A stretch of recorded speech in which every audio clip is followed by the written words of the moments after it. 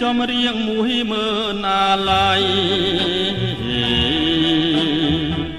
ចំរៀងច្រៀងថ្មីនឹងក្រោយបងអង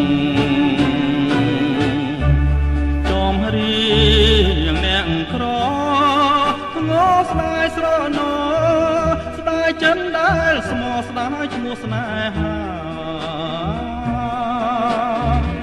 ចំរៀងសោកស្ដាយคล้ายជាពរជ័យជាចំណងដៃដល់ថ្ងៃរៀបការច្រៀងរាប់ជាប់រឿងដែលខ្លឹមសារជារឿងអនិច្ចាស្នេហាព្រួលប្រាតែស៊ូកាន់ចិនទាំងមើលអាឡ័យទួងជីវិនខ្សែក៏សងចិនដែរតែសូ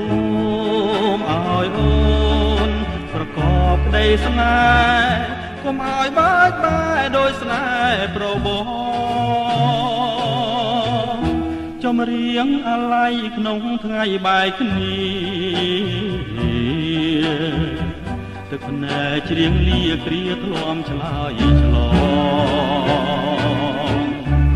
លារឿងទាំងអស់លាឈ្មោះអូនបងលាចិនដែលផងឆ្លងស្ពានជីវិត